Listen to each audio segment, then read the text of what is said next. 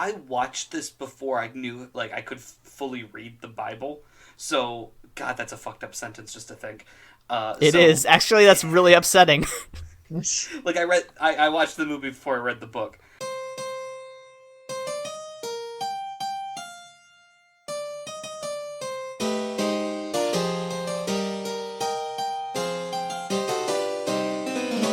Welcome to Bible Boys, a podcast where two ex-evangelical siblings and an ex-Catholic non-sibling watch Christian media and either praise or condemn it.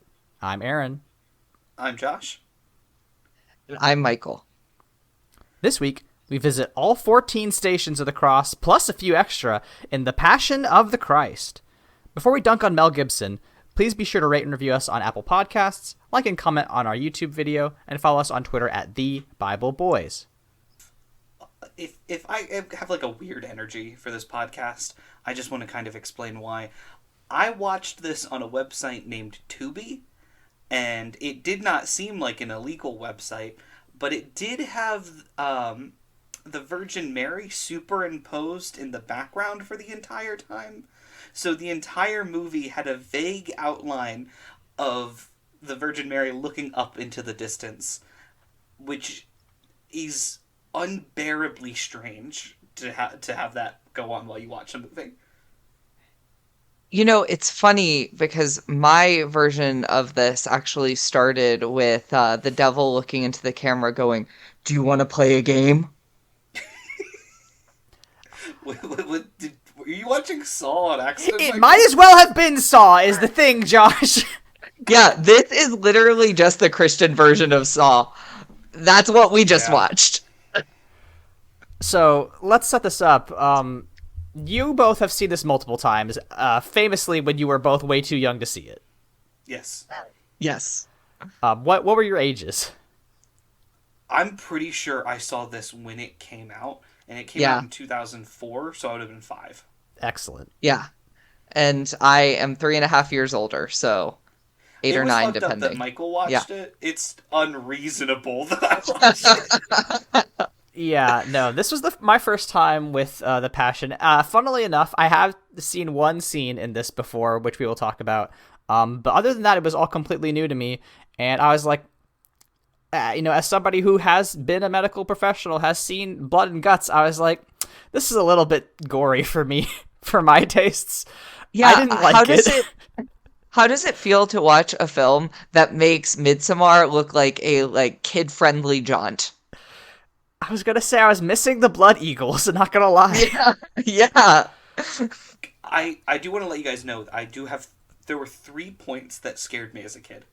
And I will let you know which 3 they are. You would not fucking believe which 3 fucking scared me as a kid. I don't even think Michael knows, because, like, it scared me in, like, not in, like, I'm gonna have nightmares, but in I'm going to think about how gross that makes me feel for the rest of my life kind of way. Yeah, I definitely feel like I need to take a shower after this. But so I think we're gonna, like we just talked about, we are probably gonna not recap it. If you want to know what happens in the story, I recommend you take a look at the Gospels. That's right, evangelism. We do it 24/7 on this podcast. But like. Famously, this is a representation that is very bloody. Directed by famous anti-Semite Mel Gibson. So just straight up, also probable content warning for torture, violence, anti-Semitism. You know what you're going into, folks. But yeah, I mean, like what are your what notes do you have? Let's compare notes. I do want to take a moment to talk about something that really struck me as a kid, and there aren't many portrayals of this, I think, in other media, is the fear that this movie portrays Jesus having. And it is something mentioned in the Bible, and it's something that, to me, as an adult, hits so much harder. As a kid, I wanted Jesus to come out there like a fucking, like, the Twitter image of like, the Chad with the big chin, like, Roman can't hurt me. Mm-hmm. But that's so less impact. Like, that doesn't have any weight to it if Jesus didn't give a shit this whole time. If he was like, God, cat of 9 tails, better make it 10, who cares? Mm-hmm. But the fact that, like, this opens with Jesus having like a fucking panic attack is kind of awesome. And shows, like, it adds so much weight to what you're about to see, knowing that this dude was like, I don't want to fucking do this. This is gonna really fucking suck. Mm-hmm. Yeah, I think that is an interesting point. I just have to say, and like, I might be selling the end a little bit for myself here, but I find this film the exact, it's kind of a caricature of what someone who is not a film person thinks what a film is, right? Like this high art, like we're gonna just show you the things, right?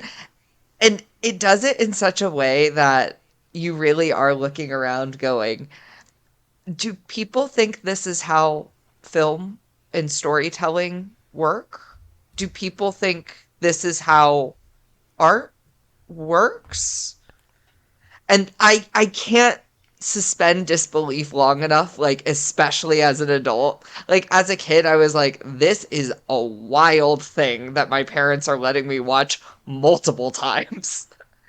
And I thought it was like, probably one of the most adult things I had engaged with at that point, but then also like I was watching true crime at too young of an age and all sorts of shit like that. So I think my youthful opinions of it were really scattered in a way that my adult opinions on it are very clear. And spoiler alert, y'all, neither are that positive, but presently they're just really negative and critical. I didn't compare this to the Saw films for nothing. Yeah, I think you touched on a great point, Michael, which is like, this is absolutely what Mel Gibson thinks that high art is. Right? I think that, if you take a look at the Wikipedia, right, Mel Gibson wanted this to have 0 subtitles, despite the fact that all the dialogue is in either Latin, Aramaic, or Hebrew. Which, That's like, unhinged. Yeah, like, dog, your audience is like evangelicals and Catholics in the United States. Like, I really think you needed the subtitles, King. He was like, sub or dub? Neither. Yeah. Learn the language. That's Real literally anime Mel. fans. Yeah. Mel Gibson, maximum anime fan. Great, good. I do want the meme of the butterfly. Like, is this a pigeon? I want that, but like, movie in different language with no jokes. Film? Yeah. Yeah.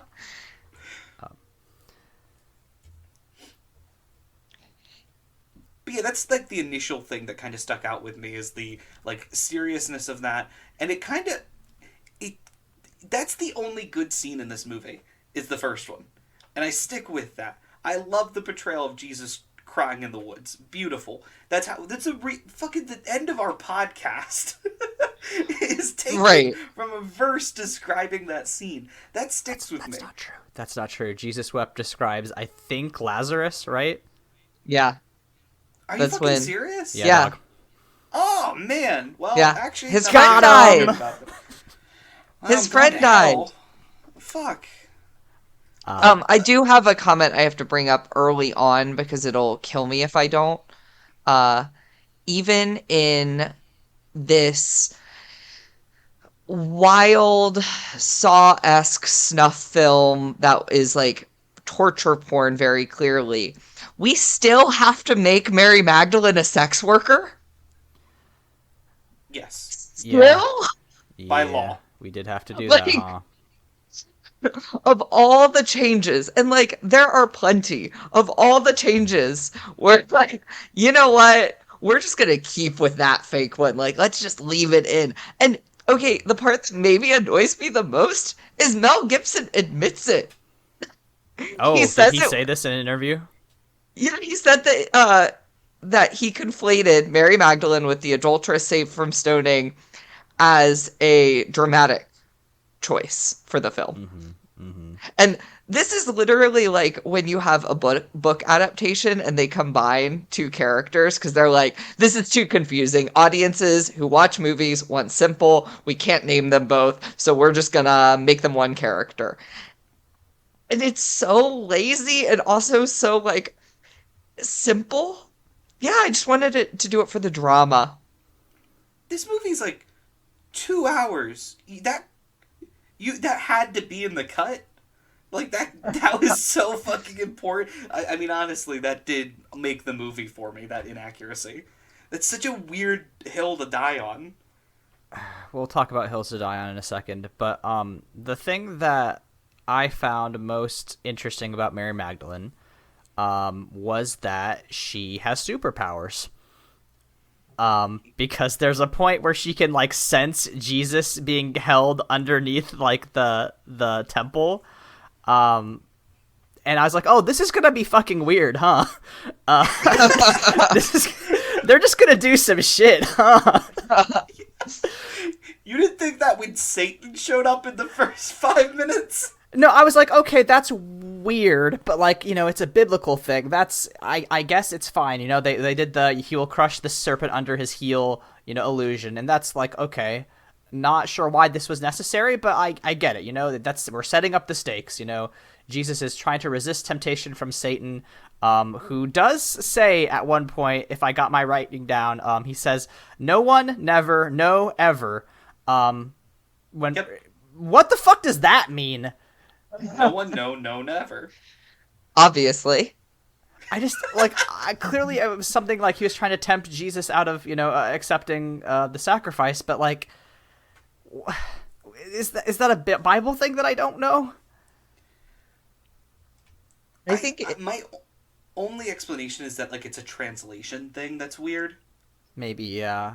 But I don't know much about how this movie, like if they were like how true the language was, if they put in like how much effort. My gut, and I'm sure this is incorrect, is that Google Translate was just pumped into a couple times, which can't be right because otherwise it would have been torn up. But no, this movie came out before Google.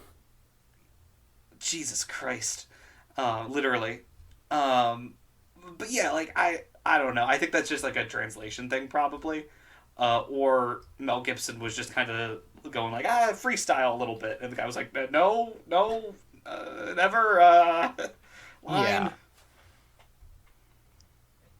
But yeah, like, I think you're right, because like, especially when he like dies on the cross, he doesn't say it is finished. He said it is like completed, or like he says something slightly different. And I was like, okay, so they are like trying to be some sort of like weird historical accuracy thing, which I guess is to be commended. But yeah, it's beyond that.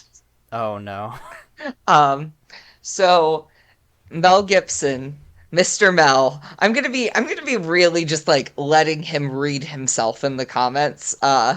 So he said that it's, quote, "I think it's almost counterproductive to say some of these things in a modern language.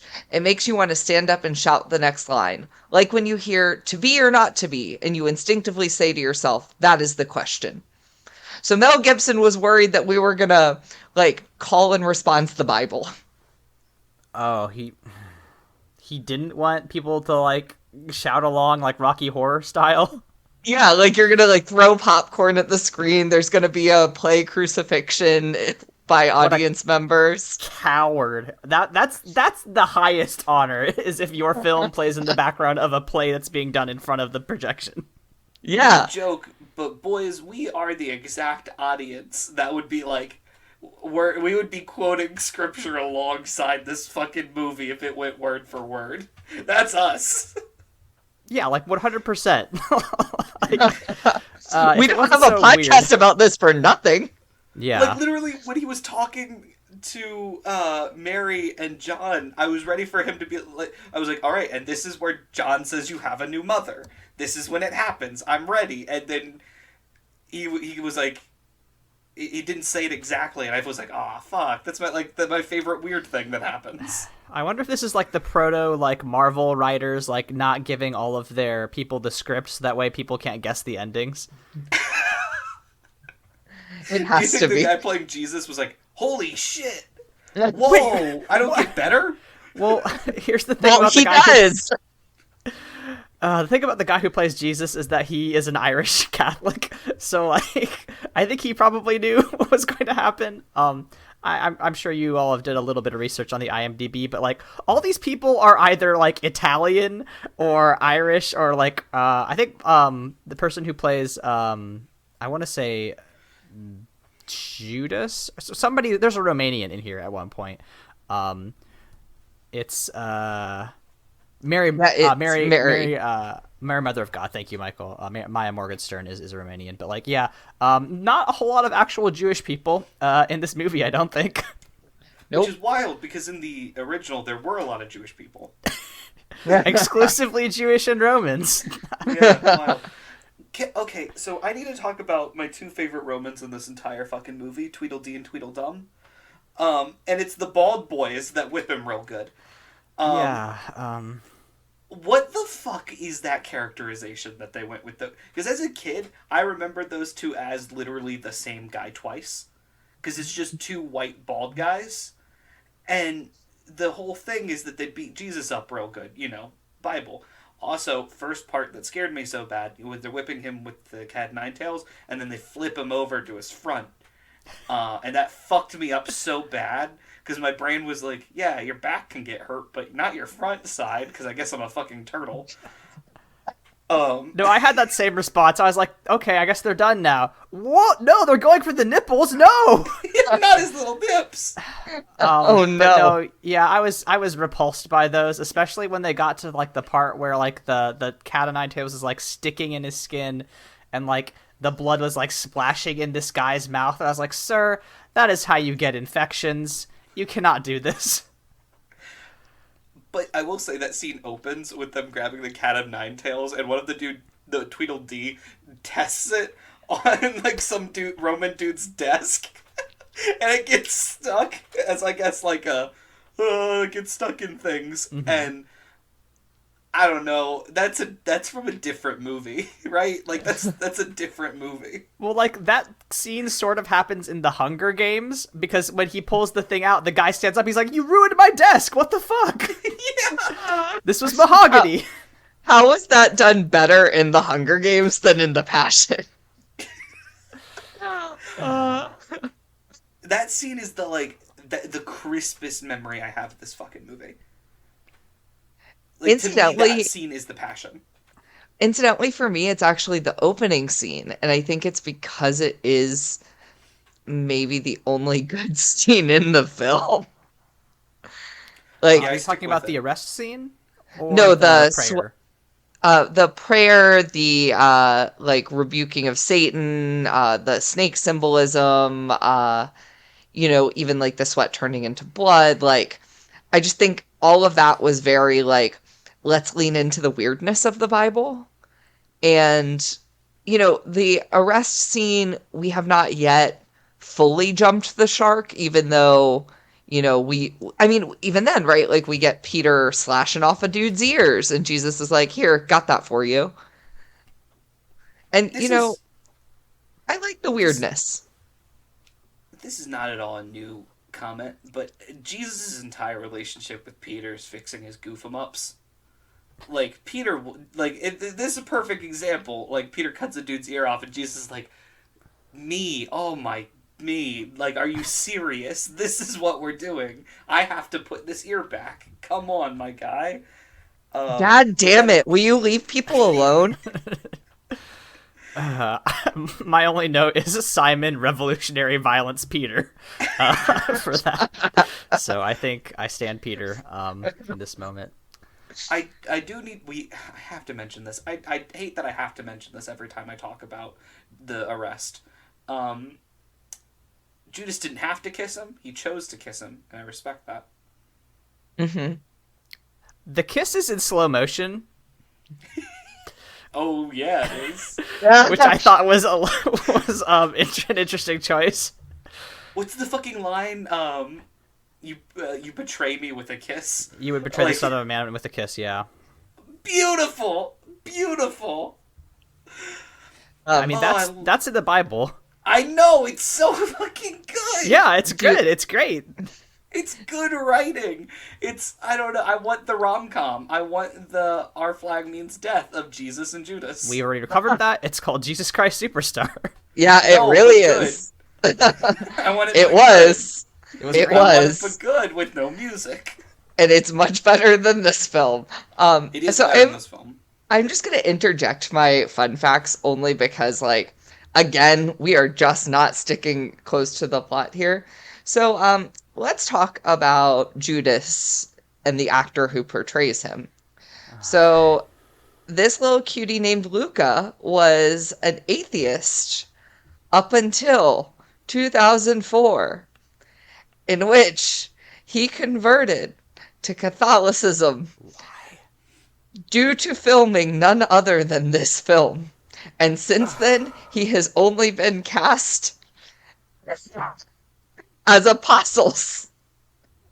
This man got typecast as an apostle. You I ever don't- method act so hard? That you stop being an atheist and then you actually only play apostles. I don't want to disparage someone's like spiritual journey, but if this is a play to get acting roles, it's ingenious. Listen, it's hard out there. If this is a fucking bit, I'm so for it. Like, fucking, if it's true, then more power to you. But if it's a bit, I fucking respect the hell out of you. Yeah, I mean that's very funny. Can we? So what was with the kids that like were punching Judas in the face? Oh, they're demons. Oh, are they? Yeah. Which Okay, is something I never got as a kid. I wouldn't have got that either. No. I got that they were demons. I didn't get that demons were fucking with Judas. Because, like, I thought the demons would be like, thanks, Judas. High We're five. getting him. We're fucking getting him. Yeah. Yeah, No. Judas is on our side. Look, we all play D&D. Demons are chaotic evil. So, incidentally, are children. So, of Yeah, course, that's they would. objectively true. That is true. That is 100% Yeah. true, yes. They So, want of nothing course, but they take the form of children and harass him until he kills himself.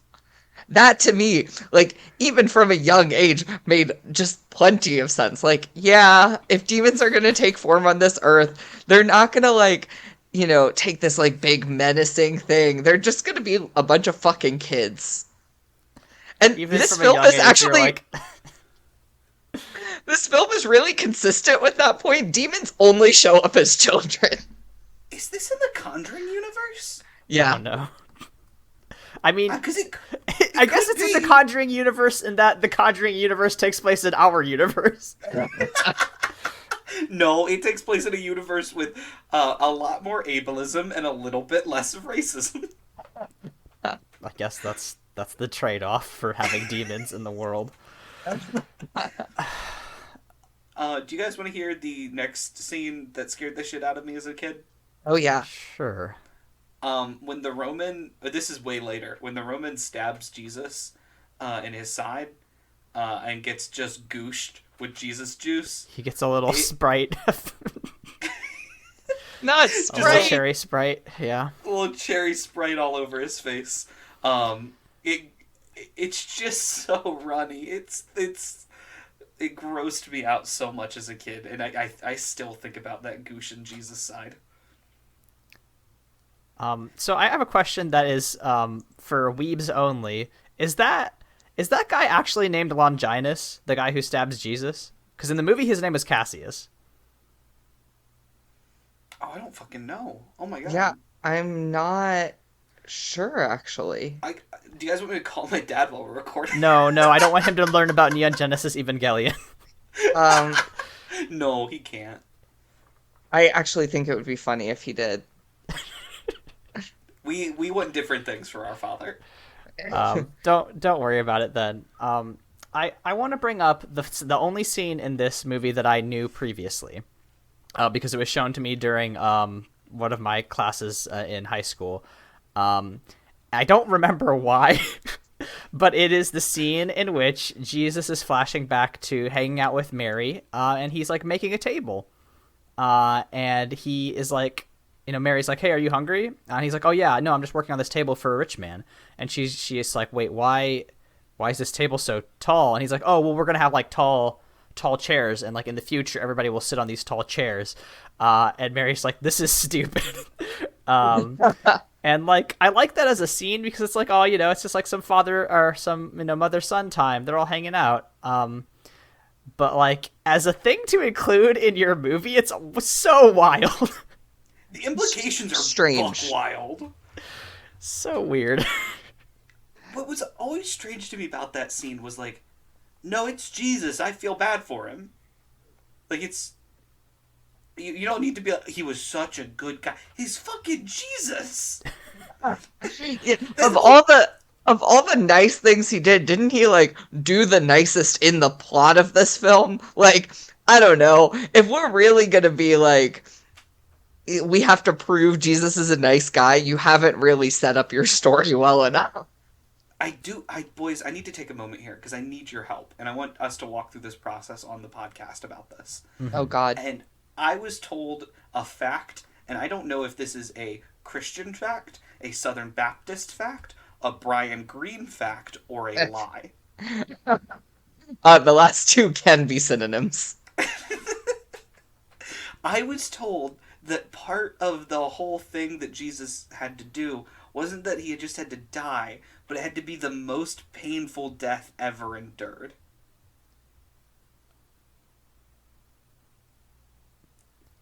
The faces I'm getting. Where did you hear that, Josh? That's the thing. I was told this as a child in church, and I don't know if it was by a youth pastor, my father, the Bible. Because it's one of those things that I was like, that can't be right, but someone definitely told me this. Yeah, I remember hearing about it. I won't attribute that one particular one to our dear old dad here. Um, but I'm I not crazy though, right, Mike? We heard this. no, So you are, but not because of this. yeah, like I definitely heard something about how like somebody is who was teaching me like about this story definitely at one point said like this is the worst way to die, which like it is a very bad way to go out certainly, but like I'm sure there are worse ways to die. Humans have had thousands of years of torturing each other, like we're pretty good at it, but like there is a weird fixation on the need for Christ's death to be excruciating, right? Like that's the whole point of this movie is like watch how many times this guy just gets fucking torn to shreds, and at the very end Mary stares into the camera and is like, you did this. But That like was that was pretty subtle. What do you think it meant? I don't know why they were reenacting the Pieta while Mary glared at me through my Roku.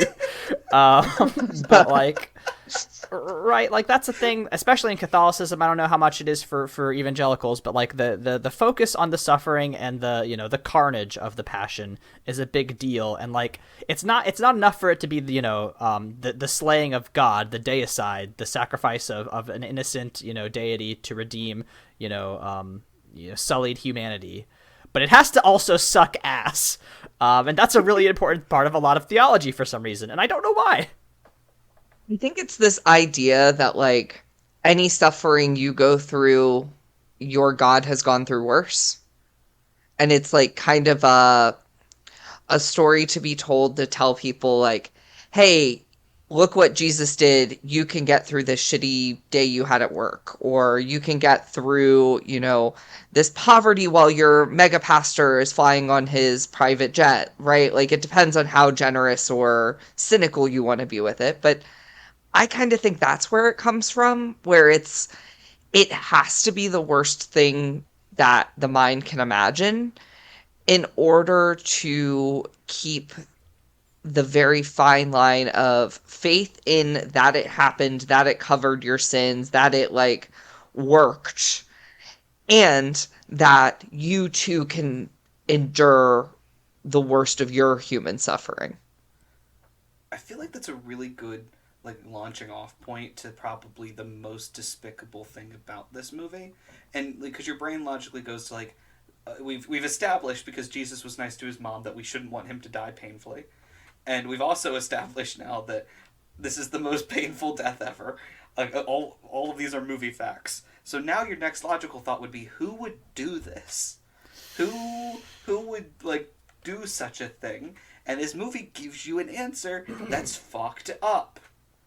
The answer that this movie gives you are the Jewish people who are in charge. Yeah, and also just the Jewish people in general, because they definitely like whip up the average folks to ask for Jesus's blood, and it's bad, it's bad. I think you all warned me that it was going to be anti-Semitic, but maybe not as anti-Semitic as I was afraid of, which was true, right? Like, it is implicitly extremely anti-Semitic, and also nobody says any slurs, right? Which is like, I guess I'm grateful for that. Right, and I do actually think it's important just to hear from the voice of someone who's close to this. So, Maya Morgenstern is actually Jewish herself. She played Mary, and she felt very strongly that this was not actually anti-Semitic. And she said, hey, look, the high priestess isn't portrayed as a representative of the Jewish people. Had the quote, authorities throughout history have persecuted individuals with revolutionary ideas, and kind of had more of a populist take on that. You can look at that one of two ways of like, yeah, sure, that's an interesting thing, but also like there has to be a level of gymnastics you do to work with Mel Gibson. Mm-hmm. And I can understand that. I think there is a point to be made about how, like, we could have had a film that really made this kind of a populist standpoint of, like, the leadership doesn't like the revolutionary ideas that are overturning tradition and want Jesus to die, so they whip up the populace based on fear. A conservative is never making that film. No. And so instead, we have to rely on anti-Semitism. I mean, so this is where I get into a not so fun fact about a certain quote that was from the Bible, but left out of part of the film, kind of. Yeah. I just want to, from Mark? It is from... It's always from Mark. I mean, a lot of it's from Mark. Give me one moment. No. Oh, fuck. It's Matthew.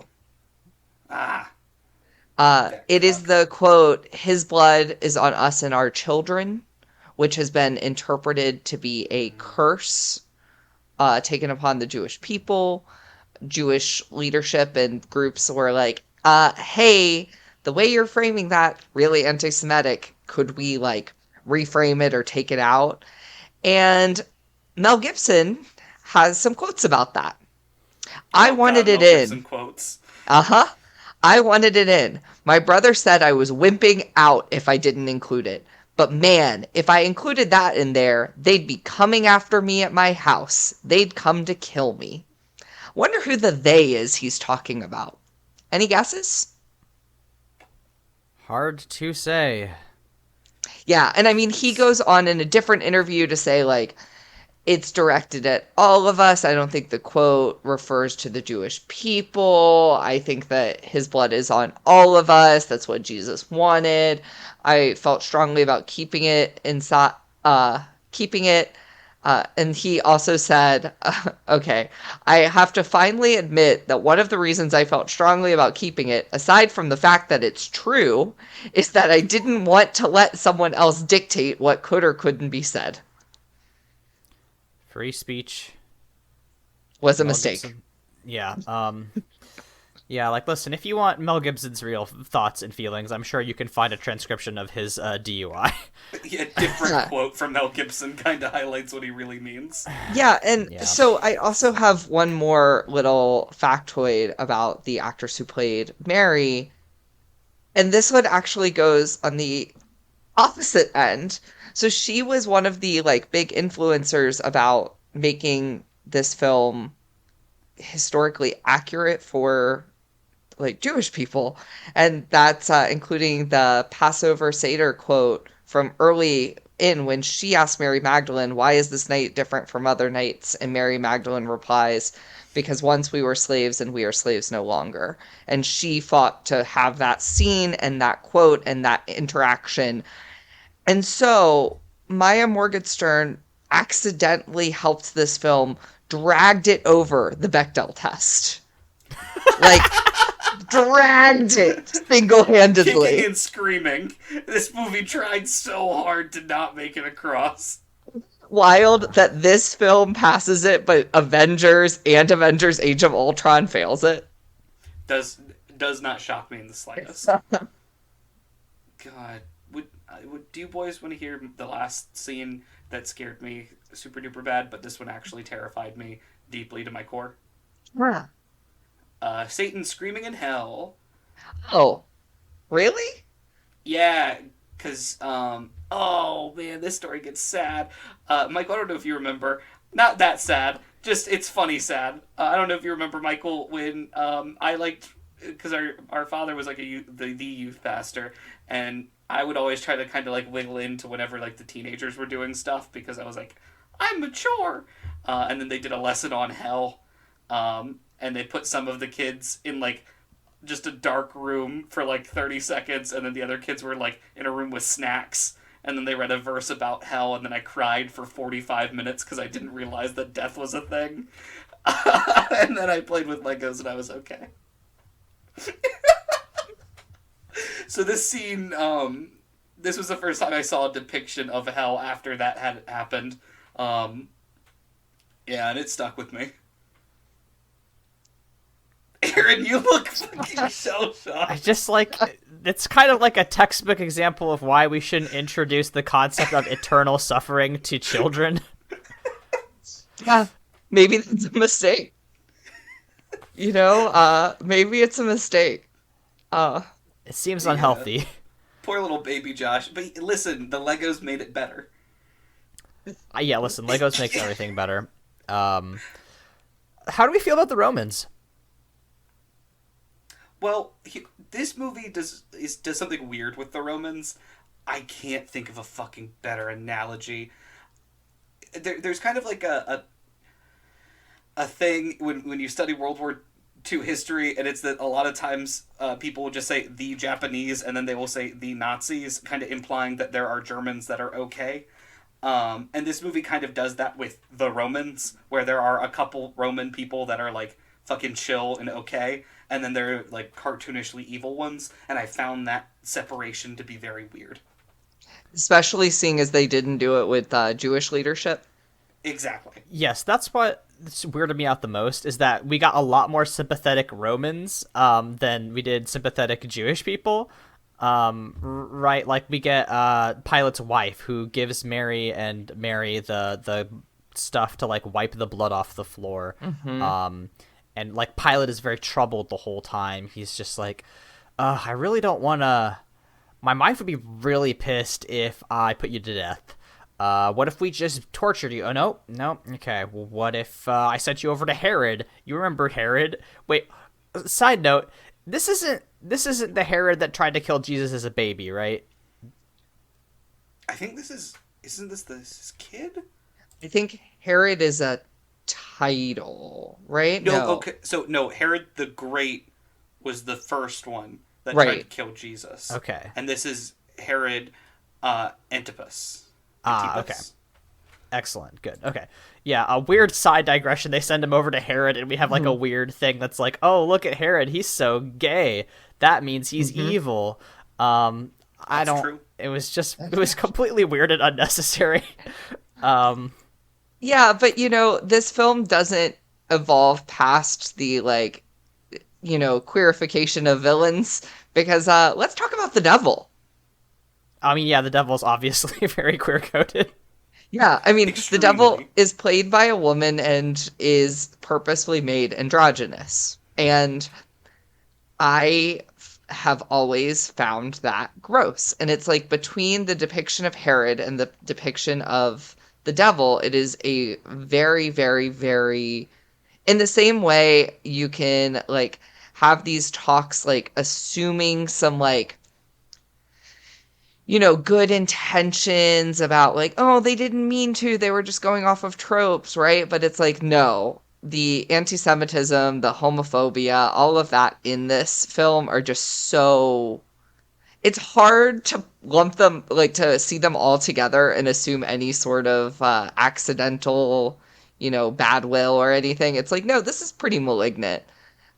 And yeah, I always really struggled with Satan's portrayal. Um, that is actually the actress's only acting role, Huh. and I think she does an excellent job. I would love to see her play like a villain in something that is well written. Um, Or even written. yeah. Uh, so I want to talk about a little bit more about Satan. Let's talk about Satan and the demon baby. Yeah, what the fuck was Demon that? baby. What was that? Um, what was that indeed? No one has any answers. Okay.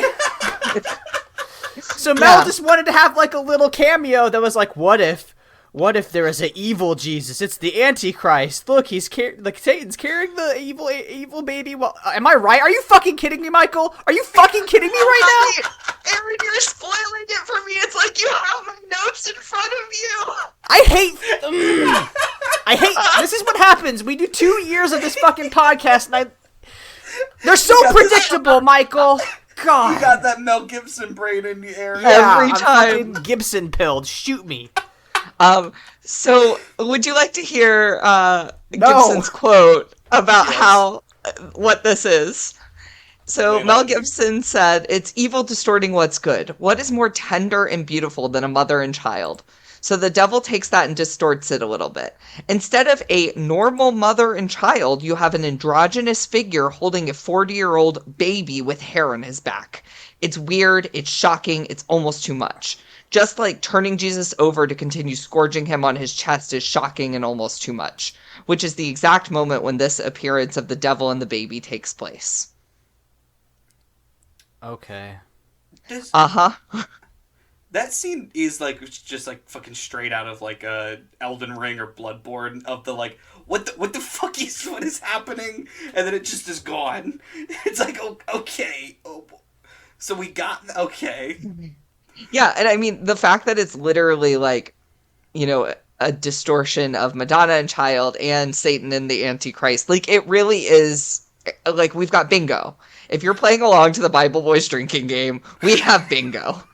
I do have something else that might connect bingo if you're not there, and that's Josh's connected board. All of this is in the same universe. Everything is connected. Ronald Reagan make an appearance. No, I've got something even better. A deeper cut. No way. Do you remember the animated TV show that Aaron had us watch where Nero sings? Yes. Yeah, with that Tim Curry is Nero, famously. Yeah, that bad boy Nero. In it, there is a Roman centurion that goes like, ah, yes, Jesus, I was there. Yes. I fucking swear to God that that's the Roman that stabbed Jesus with the spear.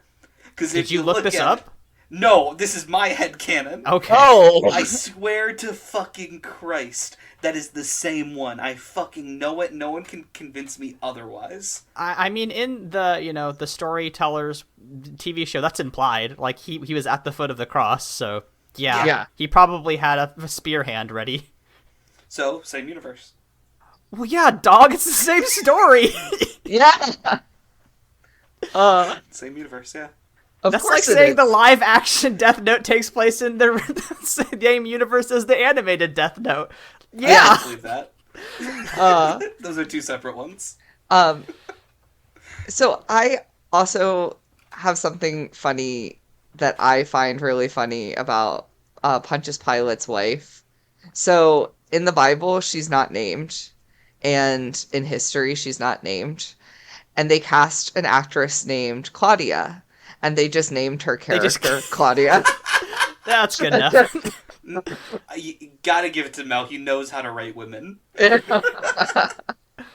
We got Mary, and what's your name? Claude? Yeah, whatever. Claudia, sure, fucking yeah, whatever. God, Yeah, fucking damn it. it's really something. I mean, like, I I just think that no one really spent any time thinking beyond like the goriness. Like it seemed like that was the only thing that they really wanted to like get textual. And then it was like that. And then secondary was like, let's tell the story from the four disciples in a way that we make sure that it's, or the four apostles rather, that in a way that we make sure that it's like preachy, that everyone gets like this is a religious film.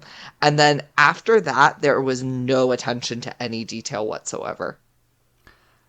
Yeah, I thought it was pretty weird, like how many times they had Jesus fall. Like for how Catholic this movie is, he took like 5 different spills. And like I had another question about like quote unquote historical accuracy, which is like I thought Simon volunteered to carry the cross, but in this one they just sort of like pointed at a rando in the crowd and it's like, hey, we beat up this guy too bad, can you help him out? I watched this before I knew like I could fully read the Bible. So God, that's a fucked up sentence just to think. It is actually, that's really upsetting. Like I watched the movie before I read the book, and like so that's just that's always been the canon I accepted. So I actually know this one and double checked it because I too was like, is this one of those things that I absorbed from this and like evangelical teaching, which tends to take a lot of the films that we watch as apocrypha, right? Like, I know the Book of Left Behind, I mean Revelation. Um, so it actually, according to all 3 of the gospels that mention it, this is literally just a dude from the crowd. They point at him and compel him to bear the cross. And the Bible's like, by the way, his name's Simon. Like, Okay. yeah. It's Yeah. literally, do we got a doctor in the house? No? All right, you. Get on over here. All right. Well, Could you imagine you are on your way to the market and there's this big crowd and you're fighting through, and then you see the bloodiest man you've ever seen in your life, and a Roman guard goes, "You're gonna help him carry the cross up to the hill." And you're like, I've got thoughts ice are cream in going the bad. car. Can we not? Yeah, just listen. I didn't record the voice, and like I gotta know who makes it to the final 2. Yeah, it's interesting. One other thing that I thought was very weird about this is when they finally, and it takes so long for them to get the damn crucifix up, but when all 3 of them are crucified on Golgotha, there's the good criminal and the shitty criminal, and a crow pecks the shitty criminal's eye out. Mm-hmm. Big Odin energy. Like, why? What? Didn't that happen? I believe that is in the Bible. Yeah, that's Is in the it Bible. really? I Yeah, believe it is. yeah. I need to start reading the Bible more, apparently. No, I you was- don't. I always found it buck wild because, like, as a kid, I was like, yeah, God's watching out for his kid. And now as an adult, I'm like, not enough. Not enough. There's, I've had so many, I've taken this off the path so many times, but I have to share this anecdote. Every time I fucking watch Star Wars with my dad, the scene where Luke Skywalker is getting electrocuted and Darth Vader's looking going, should I do anything? I always look at my dad and go, you decide, like, faster, right?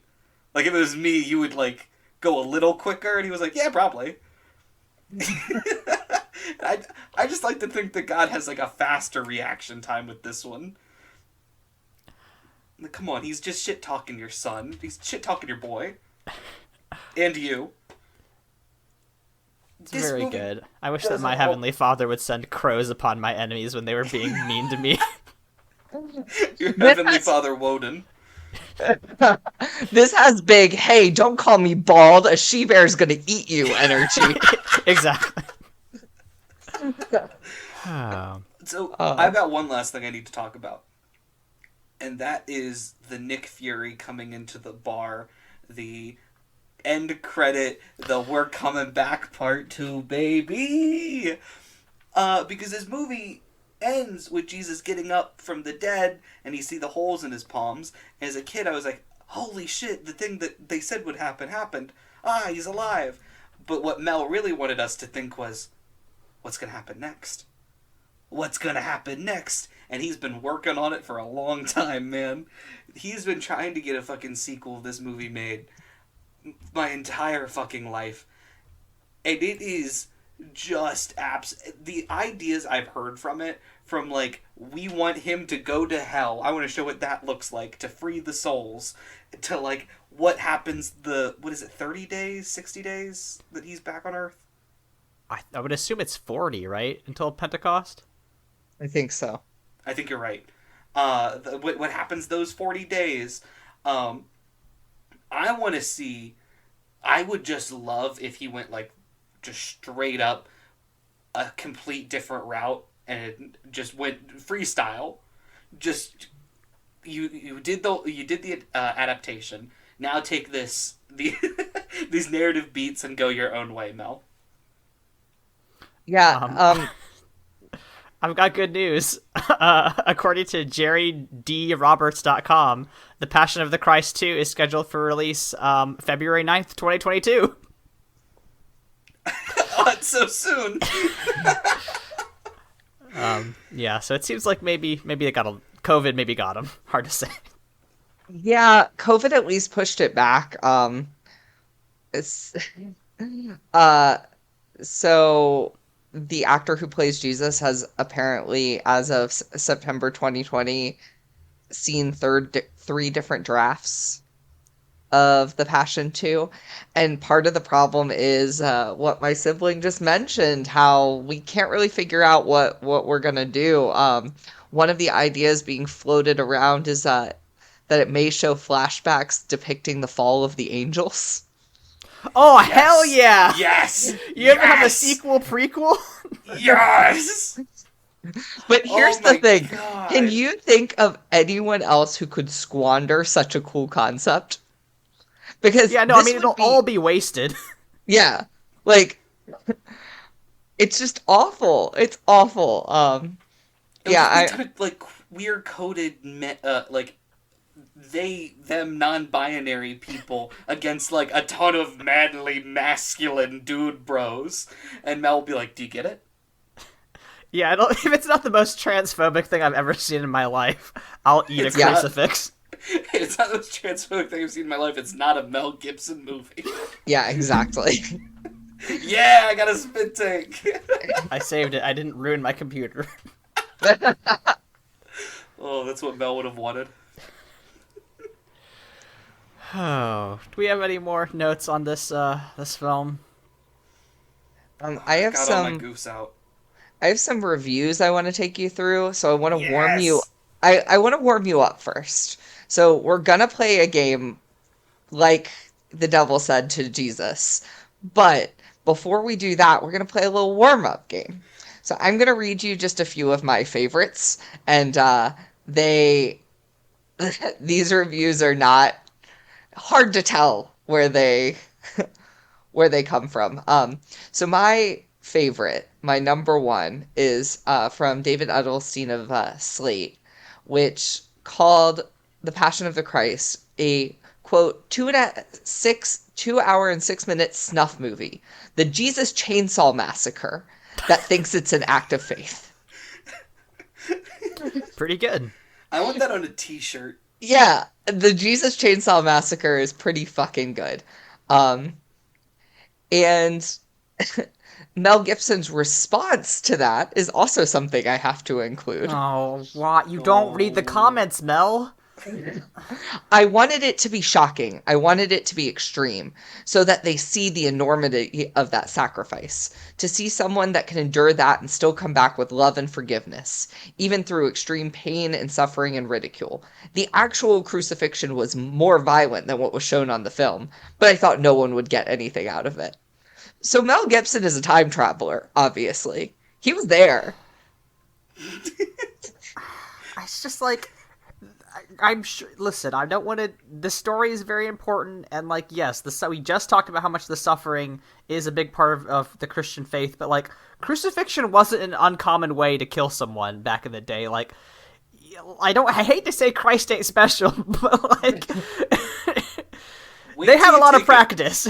Julius Caesar famously crucified like 50 dudes, once because they kidnapped him.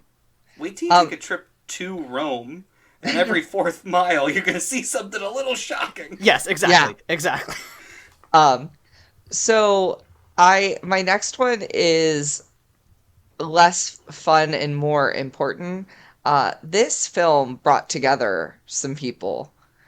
So the United States Conference of Catholic Bishops and the Anti-Defamation League obtained the script before it was released, and they released a joint statement. They said this film is, and this is all going to be a quote, one of the most troublesome texts relative to anti-Semitic potential that any of us had seen in 25 years. It must be emphasized that the main storyline presented Jesus as having been relentlessly pursued by an evil cabal of Jews, headed by the high priest who finally blackmailed a weak-kneed Pilate into putting Jesus to death. This is the precise storyline that fueled centuries of anti-Semitism within Christian societies. This is a storyline rejected by the Catholic Church and by nearly all mainline Protestant churches. Unless this basic storyline has been altered by Mr. Gibson, a fringe Catholic who is building his own church in the Los Angeles area and who apparently accepts neither the teachings of the Vatican nor modern biblical scholarship, the Passion retains a real potential for undermining the repudiation of classic Christian anti-Semitism by the churches in the last 40 years. Got his ass. I never thought I'd be cheering for the U.S. Conference of Catholic Bishops this hard, but wow, yeah, I mean, that's a pretty strong statement. What's the over-under of that statement being similar if it was made today? I don't want to run those numbers.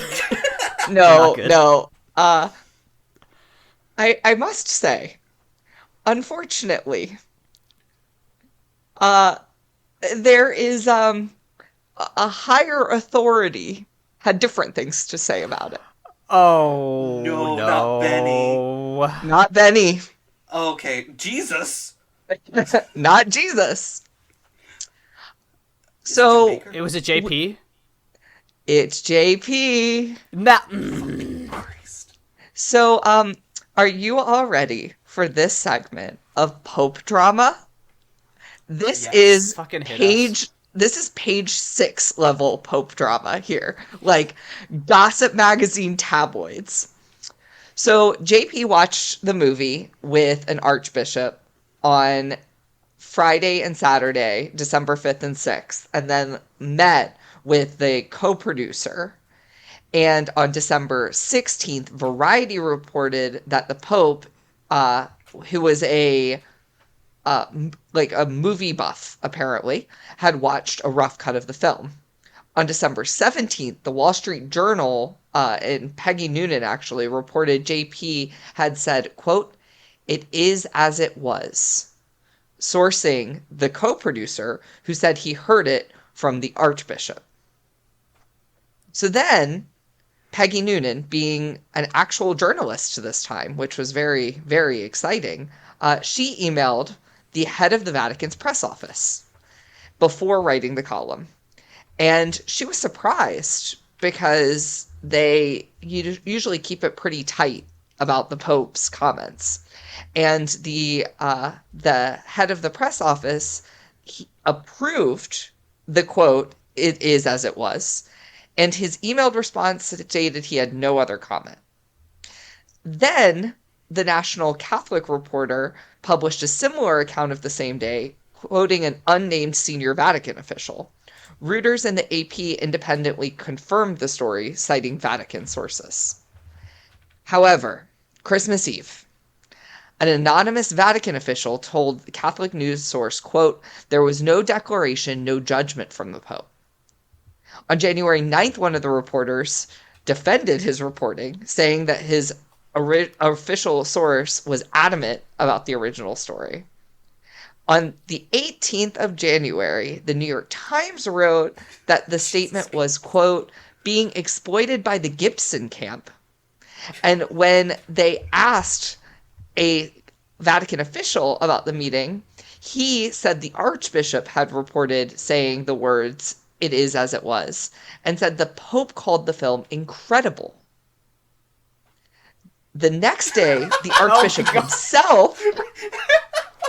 I'm sorry. All of this drama of the fucking Catholic Church going, he did not say it is it happened. He did not say it. He did not say it. He did not say, he said it was good. I love it. If you've ever seen 30 Rock, it's like the bit they make on the fake reality show. I didn't say it. You said it. I didn't say it. That's this whole drama. So the Archbishop told CNS, quote, the Holy Father told no one his opinion of this film. And then the denial resulted in a round of commentators who accused the film producers of fabricating a papal quote to market their movie. This doesn't finish yet. Oh Because my then, god. Michael's like, we're 1/8 of the way there. Buckle in. so then Variety reported that before the producer spoke to Noonan, he had requested and received permission from the Vatican to use the quote. 2 days later, a leaked email from someone associated with Gibson was reported in the Dallas Morning News that the co-producer was sent an email on December 28th from the papal spokesperson that supported Noonan's accounts and suggested it is what it was could be used in discussions of the film, and said to repeat the words again and again. And on January 21st, there was a email back and forth between the spokesperson and forwarded an email from the producer. The spokesperson emailed back and said, I can categorically deny its authenticity, and said that, and basically the reporter ended up coming up with either Mel Gibson's camp had, quote, created a Lollapalooza of a lie, or the Vatican was just making journalists and filmmakers look, quote, like sleazebags or dupes. And by the 22nd, Noonan was like, look, we got emails. We found that the emails that were sent to us were sent from an email server in the Vatican, from a Vatican computer with the same IP address.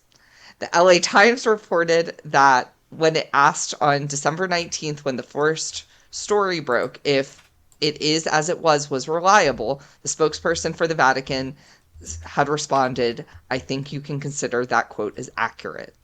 When CNN interviewed a Vatican analyst, he said that while the Archbishop said JP made no declaration about the movies, the other Vatican officials were continuing to insist that the Pope did say it. A representative from Gibson said that he was surprised at the Archbishop's denial after correspondence and conversations. And then the Pope's official spokesperson said, quote, there's no reason to believe that the Pope's support of the film, it is what it was, it is as it was. And Oh my god, what if he just said it is what it was? Like, someone asked him what he thought about the movie, and he was like, it is what it was. It's a movie. And that's what caused all of this. Well, finally, there was an official statement from the Pope.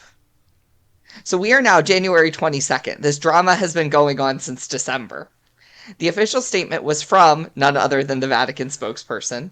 The film is a cinematic transposition of the historical event of the Passion of Jesus Christ according to the accounts of the Gospel. It is a common practice of the Holy Father not to express public opinions on artistic works, opinions that are always open to different evaluations of aesthetic character. And Noonan is like obviously like launched this into like this whole thing. She was like, look, what the Pope says matters. The film has been denounced as anti-Semitic. JP has a long history of saying like anti-Semitism is bad. His comments have great importance, but it kind of died there. Like they just never answered any other questions about it. But that was the month that The Passion of the Christ caused a gossip magazine scandal involving none other than the Pope. God, the Bible Boys episodes that would have came out at that time. Can you imagine the emergency pod I would have called on that? Every fucking 3 days. All right, so now we have a game. Here we go. Thank Christ. We're going to start with maybe the most vague review, and I am not going to read these with any inflection, and you guys are going to guess if they're positive or negative. I'll tell you if they have a rating score or if they're just positive or negative. So this first one is just flat, thumb up, thumb down. Mel Gibson's Passion has given us a once-in-a-lifetime movie experience. That feels Thumbs positive. Up. That was positive. I was unsure, and I had to click the review. The next one is going to be an easy one, but I think it's really funny. If you relish the sight of a healthy male body being systematically demolished beyond the farthest reach of plausible endurance, The Passion of the Christ is your movie. Oh, you know I do. I don't think that's positive, Michael. I think that's a negative. You're right. It's not. Cowards. I have a one-word review for you. And this is rated on a A to F scale. So F would be failing, A is obviously the best. Sick. Let's see. This came out in the year 2004. A. D. Aaron's on the money. It's a D. Fuck. Skater culture hadn't quite taken over the popular He was a consciousness skater yet. boy, but she said, "See you later, boy."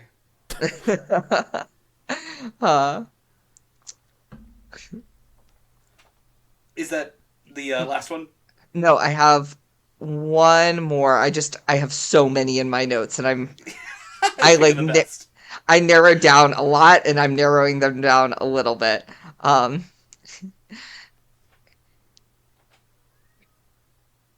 I want you to guess the ranking of this one because I would have guessed how wrong. So this is out of 5. This is obviously not a positive review, but he needs to be taken off his biblical steroids. This is about Mel Gibson. Yeah, I'm gonna say that is a 2.5. Oh, that's what I was gonna go for, but I want to go for the tie. I'm gonna go 1.5 stars.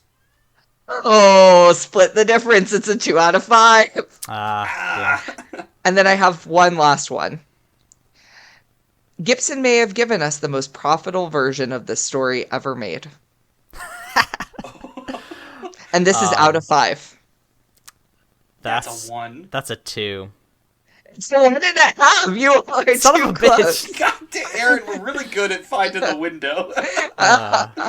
Yeah, the thing is that this one, these reviews are pretty, like, straight up and down, like, one of the best films this middle-aged decade, the most human of tales is sadly lacking humanity. When audiences walk out of theaters in stunned silence, I'm not sure it's for the same reason Mel Gibson wanted. Like, a lot of these reviews are really straightforward in how they feel, so it was actually challenging to find ones that were a little more opaque. But I think my number one was just one word: sick. And with that, let us move on to our own review of The Passion of the Christ. I'm going to give this one the holiest of Gusher. Gross. I'm going to go back to my old rating scale for this one. I'm going to give it 14 out of 14 Stations of the Cross. We got them all. Oh, man, I thought you were going to do JP. Wait, is there one that we missed? We missed 2. For my rating, I am going to give this 1 out of 5 box office records, because a certain film beat this for best February opening, and that is none other than 50 Shades of Grey. So congrats, Yes! 50 Shades of Grey, for beating out The Passion of the Christ. And they both have whips. So many cinematic parallels. Now we know what we're watching next week. Absolutely not. When we are not tormenting ourselves with watching other people be tormented, where can we be found? Where can we be found on the internet? I am at Green History on Twitter. I'm at Michael's Diamonds on Twitter. I'm at AaronSXL on Twitter, where I tweet about tabletop RPGs, writing, and health policy. I also just did a review of the tabletop game Slayers, which is on my YouTube channel. That's at AA Voigt. I do another podcast with my friend Layla. That's at Mortified Pod. If you want to see Mary Magdalene portrayed with brown skin, you can listen to us talk about Xenosaga 3, which somehow did a better job of talking about the passion than this film. If you want some drainage anime, Jesus, hit that up. But yeah, if just sitting through this 2-hour biblical torture porn made you want to cry, just remember that it is okay to cry, because even Jesus wept. We'll see you all next time.